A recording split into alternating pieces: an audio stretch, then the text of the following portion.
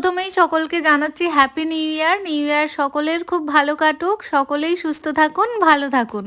আর এদিকে ভিডিওটা দেখে আপনারা নিশ্চয়ই বুঝেই গেছেন, এদিকে কিন্তু আমাদের পিকনিকের আয়োজন শুরু হয়ে গেছিল। আজকে ছিল 1 জানুয়ারি। বছরের প্রথম দিনটা এভাবে বান্ধবীদের সাথে পিকনিক করেই শুরু করলাম। খুবই ভালো লাগে সত্যি সব বান্ধবীরা যখন একসাথে থাকে।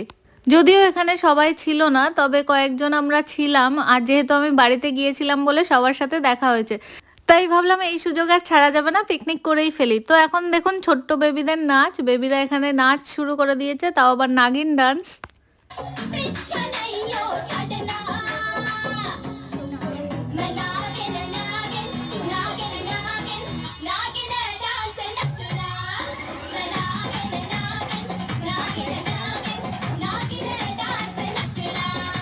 সত্যি ওদের এই আনন্দ দেখে সেই ছোট্টবেলার কথা মনে পড়ে যায়।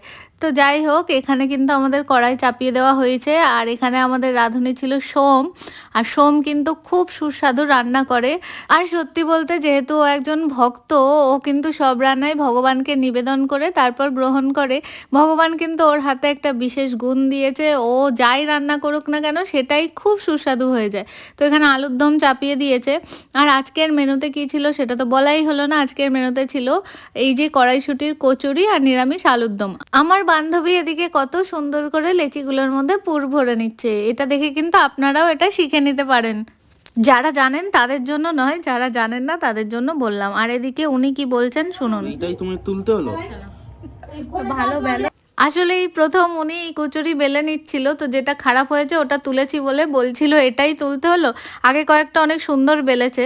আর তারপরে দেখুন এগুলো এখানে ভাজাও শুরু হয়ে গেছে। প্রথমে তো সোম ভেজে নিচ্ছিল, আর তারপর আমি তো দেখে অবাক, উনিও এখানে ভাজা শুরু করে দিয়েছে। আর বেশ কচুরিগুলো কিন্তু ভালোই ফুলছিল আর খেতেও বেশ সুস্বাদু হয়েছিল।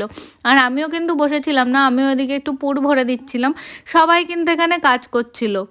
আসলে পিকনিকের তো এটাই মজা, সবাই মিলে একসাথে কাজ করে তারপর লাস্টে একসাথে খাওয়া দাওয়া।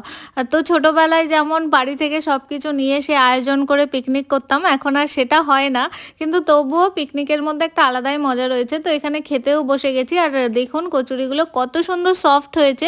আর এটা ছিল কাশ্মীরি আলুর দম। আলুর দমটাও খুব টেস্টি হয়েছে। যেহেতু আমাদের বাড়ি ফিরতে হবে ওই জন্য আমরা একটু আগেই খেতে বসে গিয়েছিলাম। বাচ্চাগুলোর সাথে আমরাও খেয়ে নিয়েছিলাম। তো ভিডিওটি এখানেই শেষ করলাম। ভিডিওটি কেমন লাগলো অবশ্যই জানাবেন, ভালো লাগলে লাইক করে দেবেন। ভালো থাকবেন সকলে, বাই।